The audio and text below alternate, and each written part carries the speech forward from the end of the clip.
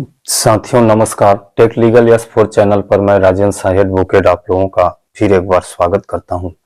साथियों, जैसा कि कल हम लोगों को उम्मीद था कि सेबी वर्सेस सहारा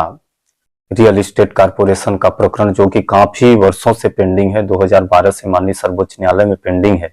जिसकी सुनवाई कल 3 बजे ट्रिपल जज बेंच माननीय चीफ जज की अध्यक्षता में होने वाली थी, लेकिन उस प्रकरण की सुनवाई नहीं हो पाई। लेकिन साथियों, कल ही एक बहुत ही महत्वपूर्ण पीआईएल जनहित याचिका जो सहारा के निवेशकों के माध्यम से लगाया गया था, यानी ऑल इंडिया जन संघर्ष मोर्चा जो एक बना है, संघर्ष जन मोर्चा बना है, उनके माध्यम से ये पीआईएल दायर किया गया था माननीय सर्वोच्च न्यायालय में। तो माननीय सर्वोच्च न्यायालय ने उस पीआईएल को सुनने से इनकार कर दिया, यानी कि सुनने से इनकार कर दिया और वह पीआईएल को खारिज कर दिया, यह लिबर्टी देते हुए कि आप चाहें तो एक आवेदन जो अन्य इससे संबंधित केस पेंडिंग हैं उन प्रकरणों में आप आवेदन दे सकते हैं। साथियों, मैं माननीय सर्वोच्च न्यायालय के जजमेंट को आपके समक्ष पढ़ने को हिंदी में ट्रांसलेट करने का कोशिश कर रहा हूं और उनके जजमेंट का विस्तृत विश्लेषण भी मैं आप लोगों के समक्ष करूंगा। साथियों, उस आदेश में लिखा गया है कि विलंब को माफ किया जाता है। चूंकि विलंब से पीआईएल दायर हुआ था तो विलंब को माफ किया जाता है। इसके आगे लिखा है कि हम इस वर्तमान रिट याचिका को सुनने के इच्छुक नहीं हैं। अब क्यों सुनने को माननीय सर्वोच्च न्यायालय इच्छुक नहीं है, इसके बारे में हम आप लोगों से आगे विस्तार से चर्चा करेंगे।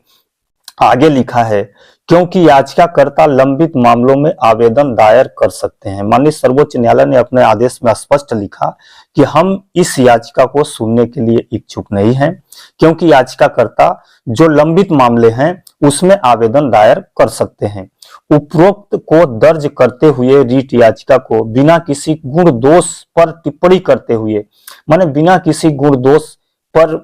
जजमेंट करते हुए, टिप्पणी करते हुए अस्वीकार किया जाता है और लंबित आवेदन यदि कोई हो तो निपटाए जाते हैं। माने अगर कोई लंबित आवेदन है तो उसको निपटाया जाता है बिना गुण दोष के आधार पर सुनवाई करते हुए उक्त पीआईएल को खारिज किया गया। विलंब को माफ किया जाता है, यानी कि पुनः दाखिल करने में जो देरी हुई है उसको माफ किया जाता है, लेकिन याचिका को सुनने से माननीय सर्वोच्च न्यायालय ने इनकार किया है। माननीय न्यायालय वर्तमान रिट याचिका को सुनने के इच्छुक नहीं है, यह स्पष्ट किया है कि याचिकाकर्ता लंबित मामलों में आवेदन दायर कर सकते हैं। उपरोक्त तथ्य को दर्ज करते हुए रिट याचिका को खारिज किया जाता है। हालांकि इस खारिजी आदेश में याचिका के गुण दोष पर कोई टिप्पणी नहीं की गई है। लंबित आवेदन निपटाए गए, यानी नीचे लिखा है कि अगर उसमें कोई लंबित आवेदन है तो उसका भी निराकरण किया जाए। तो अब हम आप लोगों के समक्ष यह महत्वपूर्ण प्रश्न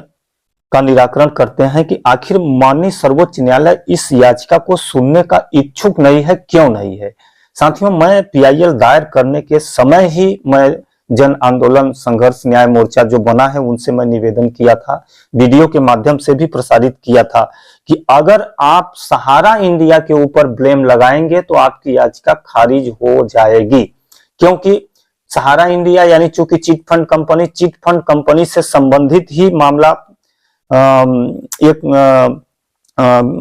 जनहित याचिका पेंडिंग है जो पिनाक पानी मोहंती जी के द्वारा किया गया है। वह चिट फंड कंपनी से ही संबंधित है। चिट फंड कंपनी लोगों से राशि लिया है और 9-11 हो गई। सेम एलिगेशन आप लगा रहे हैं कि सहारा इंडिया लोगों से पैसा लेके और उनका पैसे का भुगतान नहीं कर रही है, उनके पैसे को बार बार कन्वर्ट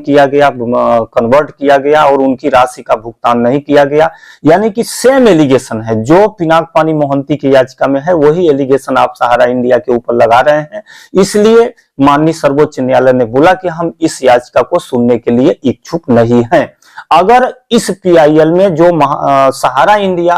अपना डिफेंस ली है सर्वोच्च न्यायालय में जो अपना डिफेंस ली है, उस डिफेंस के तहत अगर यह पीआईएल दायर किया गया होता कि वाकई में सहारा इंडिया जिन दो कंपनियों का विवाद 2012 से चल रहा है, जिसमें माननीय सहारा इंडिया के द्वारा बोला गया है कि हम निवेशकों का भुगतान कर दिए हैं, भुगतान कर दिए हैं, भुगतान कर दिए हैं, इस स्टैंड को आप लिए होते कि उन दो कंपनियों में जो राशि निवेशकों की जमा थी वह राशि भुगतान कर दिया गया है और भुगतान करने के बाद पुनः उन राशि को दूसरे योजनाओं में सहारा के द्वारा निवेशित किया गया है। अब उन दो कंपनियों में किसी भी निवेशक का पैसा बाकी नहीं है, इसलिए जो सेबी कार्रवाई कर रही है, सरकार जो कार्रवाई कर रही है, वह कार्रवाई गलत है और तत्काल जो भी सेबी के पास राशि जमा है उस राशि को ब्याज के साथ सहारा को रिटर्न किया जाए, ताकि सहारा इंडिया के जो कार्यकर्ता हैं, जो जमा करता है, जो उसके वर्कर हैं, जिनका आज विगत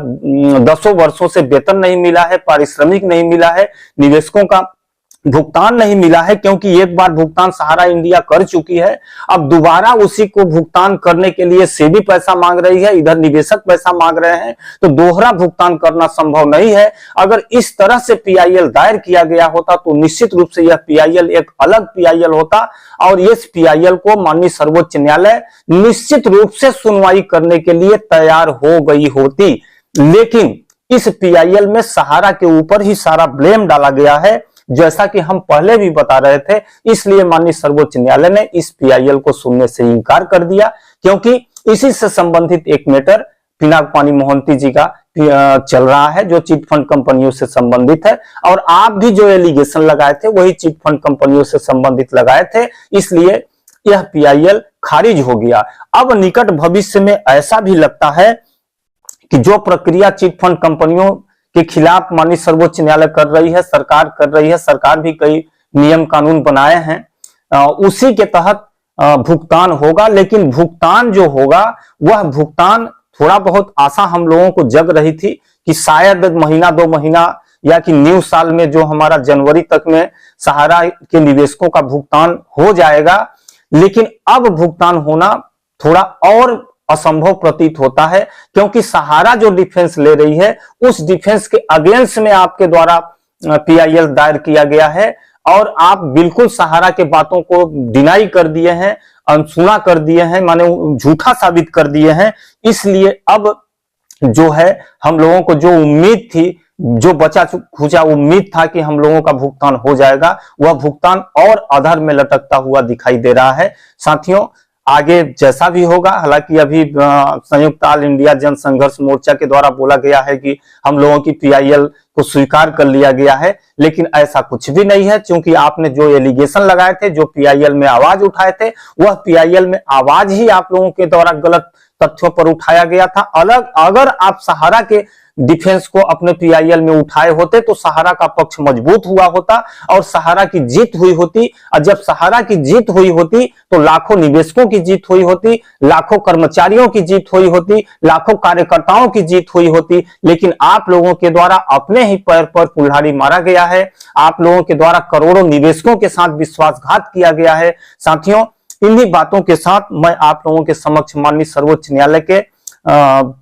आदेश पीआईएल जो संयुक्त ऑल इंडिया संघर्ष न्याय मोर्चा के द्वारा दायर किया गया था, उसका विस्तृत ब्यौरा आप लोगों के समक्ष प्रस्तुत किया हूं। अगर मुझसे कोई गलती हुई हो तो क्षमा करें। आगे जो भी स्टेटस होगा मैं आप लोगों को अपने वीडियो में बताने का प्रयास करूंगा। तब तक के लिए मुझे आज्ञा दीजिए। नमस्कार।